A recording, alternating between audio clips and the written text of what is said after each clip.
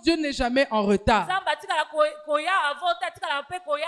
Et moi, je suis fermement convaincu que le temps de Dieu a sonné dans ta vie. Le temps de Dieu a sonné dans ma vie. Nous sommes aux portes de la bénédiction. Nous sommes aux portes de que notre vie change de l'infertilité, qu'elle devienne productive. Nous sommes aux portes pour que Dieu change l'infertilité en fertilité. Que le désert que tu traverses dans un domaine de ta vie puisse devenir un oasis. Est-ce que quelqu'un croit avec moi ce matin? Est-ce que quelqu'un croit avec moi ce matin? C'est pourquoi la quatrième clé, c'est la repentance et le jeûne. Ouvrons nos Bibles dans Joël au chapitre 2. Nous allons lire le verset 12, puis nous allons lire le verset 23. Est-ce qu'il y a quelqu'un qui est béni ce matin? Est-ce que quelqu'un peut m'aider à lire Joël chapitre 2, verset 12 et verset 23? Verset 12 et verset 23. Amen, amen, amen. Amen. J'aimerais que tu puisses répéter la pluie de bénédiction. La pluie de bénédiction. La pluie de bénédiction. La pluie de bénédiction. Elle arrive dans ma vie. Elle arrive dans ma vie. Ne répète pas pour me faire plaisir. Parce que moi, je crois pour moi. Je ne crois pas pour mon voisin, mais je crois pour ma propre vie. Alors, lorsque tu répètes, que cela entre dans ton cœur, que toi-même tu puisses voir ta vie, le désert qu'il y a dans ta vie, la sécheresse qu'il y a dans ta vie, le domaine qui est aride, et que toi-même tu crois en disant ceci: la pluie de bénédiction arrive dans ma vie. Est-ce que quelqu'un peut dire avec moi: la pluie de bénédiction arrive dans ma vie? La pluie de bénédiction arrive dans ma vie. Joël chapitre 2, le verset 12. Joël chapitre 2, verset 12. Maintenant encore, dit l'Éternel, revenez à moi de tout votre cœur avec des jeûnes, avec des pleurs et des lamentations. Verset 23. Verset 23. Et vous, enfants de Sion, soyez dans l'allégresse et réjouissez-vous en l'Éternel, votre Dieu, car il vous donnera la pluie en son temps. Et il vous enverra la pluie de la première et de l'arrière-saison comme autrefois. Amen. Nous voyons clairement dans ce passage. Dieu promet d'envoyer la pluie. Lorsque vous lisez tout le chapitre, vous verrez que Dieu il promet d'envoyer la pluie pour bénir son peuple.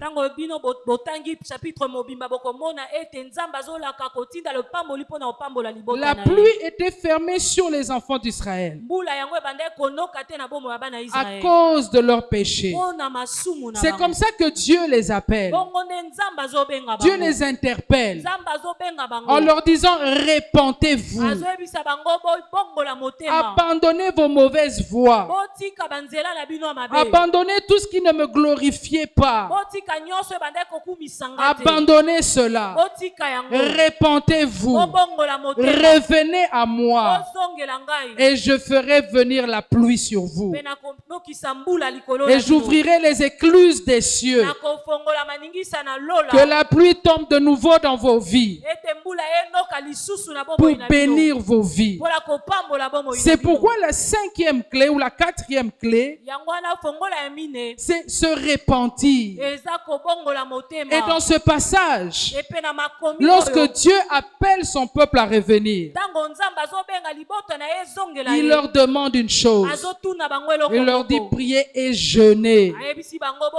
Il leur dit priez et jeûnez. C'est pourquoi cette quatrième clé, c'est la repentance. Répands-toi et prends le temps de jeûner dans ta vie. Nous serons ici pendant 15 jours. Du 15 octobre jusqu'au 3 novembre. C'est une opportunité pour toi de jeûner pour ta vie. Pas seulement jeûner pour que Dieu te donne le mariage, pour que Dieu te donne du travail, mais jeûner pour que tu puisses craindre Dieu dans ta vie. Que tu puisses aller devant le Seigneur. Que tu puisses te repentir.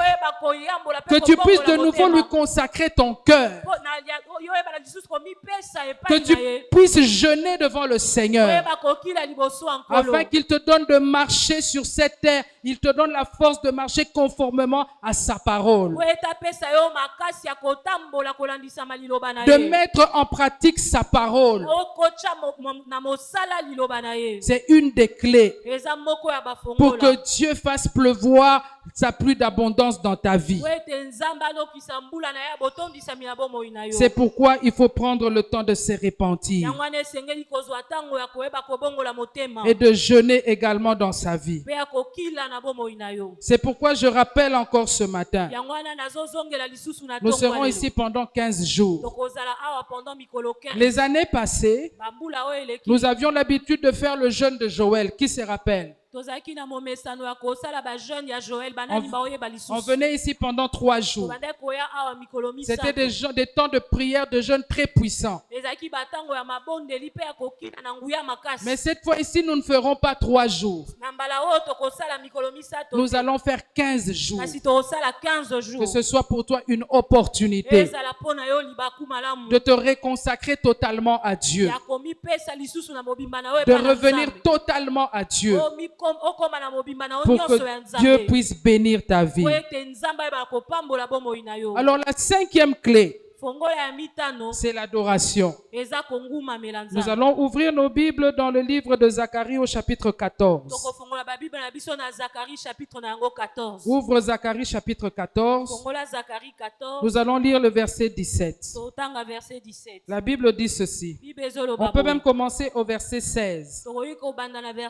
La Bible dit: tous ceux qui resteront de toutes les nations venues contre Jérusalem monteront chaque année pour se prosterner devant le roi, l'Éternel des armées, et pour célébrer les fêtes des tabernacles. S'il y a des familles de la terre qui ne montent pas à Jérusalem pour se prosterner devant le roi, l'Éternel des armées, la pluie ne tombera pas sur elles. Amen. Amen. Est-ce que tu peux me donner un amen pour m'encourager? Un amen qui glorifie le Seigneur. Alors la 5e clé, c'est l'adoration. Mais il faut savoir que l'adoration a plusieurs dimensions. L'adoration, ce n'est pas seulement sortir de belles paroles. L'adoration, ce n'est pas seulement chanter. Mais adorer Dieu, c'est également lui apporter des offrandes. Quand tu lui apportes des offrandes, tu adores le Seigneur. Adorer Dieu, c'est aussi le servir. Lorsque tu sers Dieu, tu adores le Seigneur. Tu lui manifestes ton amour. Tu lui manifestes ta reconnaissance lorsque tu sers le Seigneur. Et ce matin, je voudrais prendre l'adoration dans le sens de servir Dieu. La Bible nous dit que tous les peuples doivent aller à Jérusalem pour adorer Dieu. En d'autres termes, c'est que tout celui qui est enfant de Dieu doit servir le Seigneur, doit s'engager dans l'œuvre de Dieu. Parce que lorsque tu ne sers pas Dieu, la conséquence est laquelle? C'est que Dieu dit, Celui qui ne va pas l'adorer, ne va pas le servir, la pluie de bénédiction ne tombera pas dans sa vie. Cela est clair pour nous dire ceci, que lorsque tu ne sers pas Dieu, lorsque tu n'es pas engagé à l'église, sache que tu te prives de la bénédiction de Dieu. J'aimerais répéter encore ce matin. Servir Dieu, ce n'est pas venir s'asseoir sur la chaise et écouter la parole et prier. Ça, ce n'est pas servir Dieu. Servir Dieu, c'est lorsque tu donnes de ton temps, lorsque tu sacrifies de ton énergie, lorsque dans un département à l'église, tu es effectivement engagé. C'est ça, servir Dieu. Tu es dans l'intercession, tu es à la modération, tu es dans l'adoration, tu es dans le protocole, tu sers Dieu. Alléluia. Et Dieu dit ceci, il enverra sa pluie, il bénira ta vie, il changera ta vie. Nous avons beaucoup parlé aussi du service dans ce lieu. Mais j'aimerais encore encourager tout enfant de Dieu qui m'écoute ce matin. Il y a un verset chaque fois qui me rappelle et qui m'interpelle. C'est qu'il y a une différence entre ceux qui servent Dieu et ceux qui ne servent pas Dieu. Beaucoup de gens pensent que s'il pleure pendant la prière, alors Dieu aura pitié de lui. Lorsqu'il va se lamenter dans la prière pour dire à Dieu combien sa souffrance est grande, alors Dieu aura pitié et va envoyer sa pluie.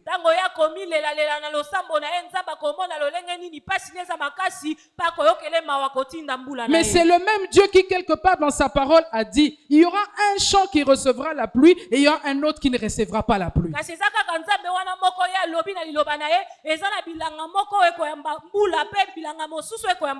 C'est pour dire que Dieu est dans sa parole. Il n'est pas en dehors de sa parole. Il n'y a rien qui peut forcer Dieu à te bénir. Que tu pleures, que tu cries, que tu te couches par terre. Si tu ne sers pas Dieu, sache que Dieu n'enverra pas sa pluie dans ta vie. Est-ce que quelqu'un peut me dire amen? Quelqu'un peut dire très fort amen. C'est pourquoi j'encourage encore quelqu'un ce matin. Si tu n'es engagé dans aucun département, après ce culte, prends la décision de servir Dieu. Prends la décision de servir Dieu. Ce n'est pas pour l'intérêt du pasteur. Parce que beaucoup pensent que lorsqu'ils entrent dans un département, c'est pour faire plaisir au pasteur. Ce n'est pas pour le plaisir du pasteur. Ce n'est pas pour faire plaisir à un chef de département. Mais lorsque tu t'engages à servir Dieu, c'est pour ta propre bénédiction. C'est pour ton propre succès. C'est pour ta propre percée. C'est pour ta propre vie. Que tu puisses bénéficier de cette promesse divine de la pluie de bénédiction. C'est pourquoi j'aimerais t'encourager encore ce matin. Engage-toi dans un département. Sers Dieu. Sinon un jour tu mettras les mains sur la tête. Parce que ça va s'accomplir ce que Dieu a dit. Il y aura une différence entre celui qui sert Dieu et celui qui ne sert pas Dieu. Et j'aimerais rappeler ce matin ce que le pasteur Hubert souvent dit. Rendez-vous dans 10 ans. Comme c'était l'année passée, c'est rendez-vous dans 9 ans. Parce qu'une année est déjà passée. Alors maintenant, la 6e clé. c'est la prière. Nous sommes toujours dans Zacharie, le chapitre 10, verset 1er. La Bible dit, demandez à l'Éternel la pluie. La pluie du printemps. L'Éternel produira des éclairs et il vous enverra une abondante pluie. Il donnera à chacun de l'herbe de son champ. Il donnera à chacun l'herbe de son champ. Ça veut dire quoi? Qu'il y a une pluie qui est préparée pour moi. Dieu a préparé une pluie pour moi. Il a préparé une pluie pour moi. Mais ici, la Bible dit, demande cette pluie. Demandez la pluie. Ça veut dire quoi? Qu'il faut aussi prier. Prier pour que la bénédiction de Dieu tombe dans ta vie. Il faut prier que l'abondance vienne dans ta vie. Que Dieu arrose ton travail. Que Dieu arrose tes études. Que Dieu arrose tes activités. Que Dieu arrose ton mariage. Que Dieu arrose tes projets. Il faut prier. Il faut demander à Dieu. J'aime ça. Et il dit ceci. Chaque champ recevra de sa productivité. Ça veut dire qu'il y a une pluie préparée pour toi. Et qu'il y a une part de bénédiction qui est préparée pour toi. Il y a la bénédiction qui est préparée pour toi. Je répète, il y a la bénédiction qui est préparée pour toi. Mais Dieu dit demandez. Dieu dit demandez, priez, même si tu ne vois encore rien, même si tu es encore dans les difficultés, même si tu es encore dans la sécheresse, même si ton travail ne produit pas encore, ne te relâche pas.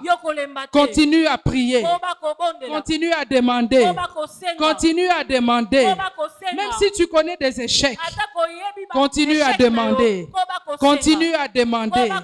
Continue à prier. C'est une des clés. Il dit prier pour que la pluie demande. Et cela nous amène directement au 7e point, qui est la persévérance jusqu'à la pluie. Regarde, une des manifestations de la foi, c'est la persévérance. Une des manifestations de la foi, ce qui va montrer que tu crois.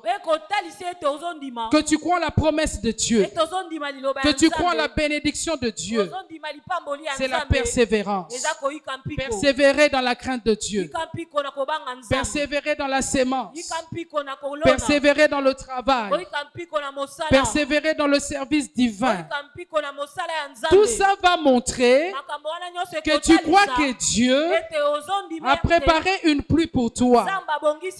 Et que cette pluie-là, elle va tomber dans ta vie. C'est pourquoi tu dois persévérer. Persévérer aussi dans la prière. Comme Élie qui avait persévéré. J'aimerais que nous puissions voir un peu de temps ce qui s'est passé dans la vie d'Élie. Lorsqu'on lit dans Jacques chapitre 5, d'abord le verset 7, la Bible parle de l'agriculteur. Elle dit que lorsque l'agriculteur il sème, il est patient parce qu'il attend la pluie. La patience, la persévérance, ce sont des manifestations de la foi. Mais lorsqu'on progresse encore vers le verset 17, verset 18, la Bible donne une précision par rapport à Élie. Elle dit que Élie était un homme de la même nature que toi et moi. Élie n'était pas un ange. C'était un être humain. Au verset 18, la Bible dit qu'il pria. D'abord, il avait prié, la pluie était fermée. Et puis, il pria de nouveau. Et la pluie est tombée sur la terre. Mais j'aimerais que nous puissions voir ce qui s'est passé. Lorsque tu lis dans 1 Roi chapitre 18, au verset 1er, Dieu appelle Élie et Dieu lui dit ceci: Élie, je ferai de nouveau pleuvoir sur le sol. C'était la promesse que Dieu donnait. Élie n'a pas prié pour la promesse. Il n'a pas prié pour la promesse. Parce que la promesse, c'est Dieu qui l'avait faite. Dieu lui a fait la promesse. Il a dit la pluie va de nouveau tomber.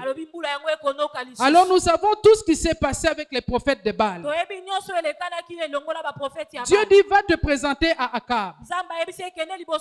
Et Élie vient devant Akab. Il lui dit monte, va et bois. Parce qu'il y a un bruit qui annonce la pluie.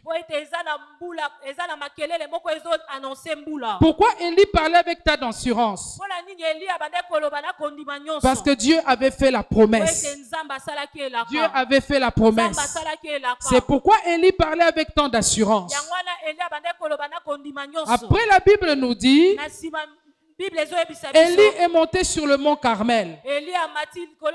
Il était accompagné de son serviteur. Et Élie a commencé à prier. Il avait la promesse de la pluie. Dieu lui avait promis. Maintenant, Élie n'est pas resté sans rien faire. Il est monté sur la montagne. Et il a commencé à prier. Il a prié la première fois. Il a envoyé son serviteur. Il dit va voir. Est-ce qu'il se passe quelque chose?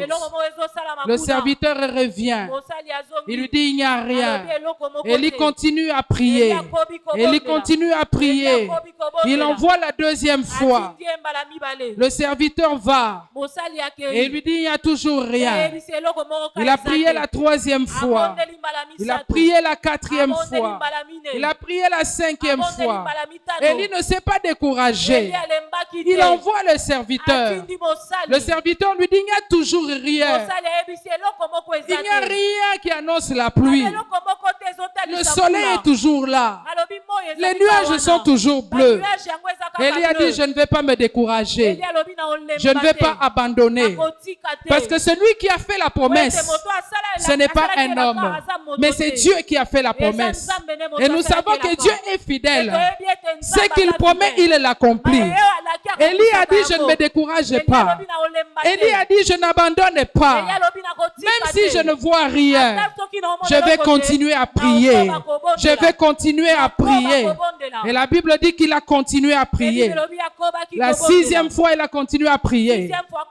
Et à la septième fois, à la septième fois,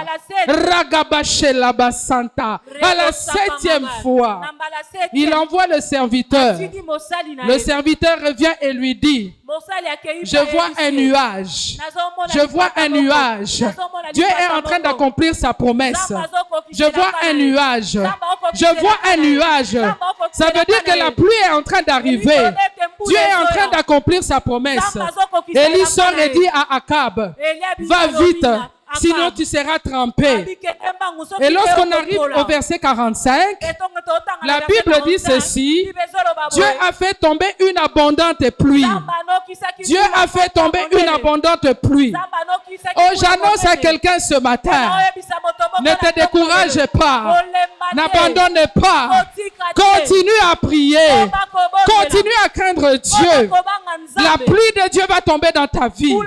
La pluie de Dieu va tomber dans ta vie. Ton désert sera changé en oasis. Ta souffrance sera changée en richesse. Ne t'espère pas.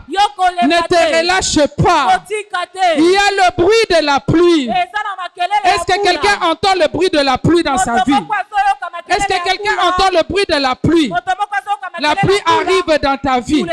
La pluie arrive dans ta vie. 2025, c'est l'année de la gloire.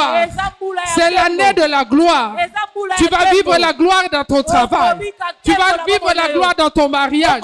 Tu vas vivre la gloire dans tes affaires. 2025. C'est pourquoi ne continue pas à pleurer. Ne continue pas à te lamenter. Mais lève-toi avec joie. Lève-toi avec force.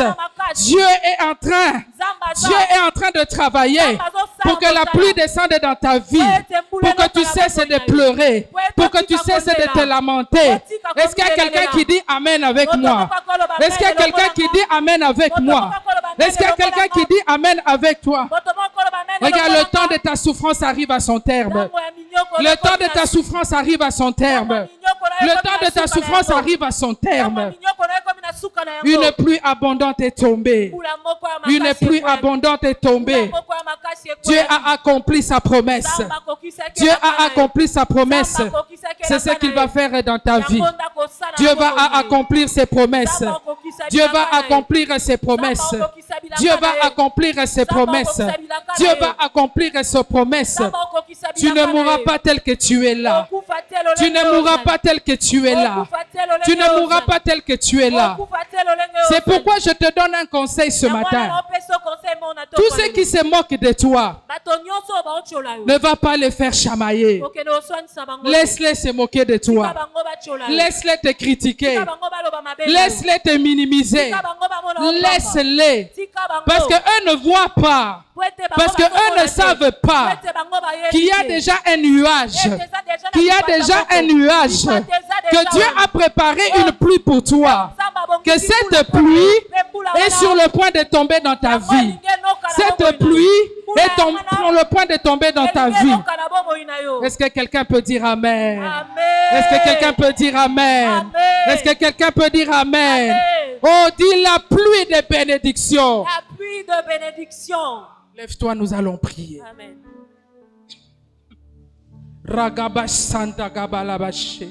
Lève-toi avec force. J'aimerais que celui qui a besoin de la pluie dans sa vie se lève.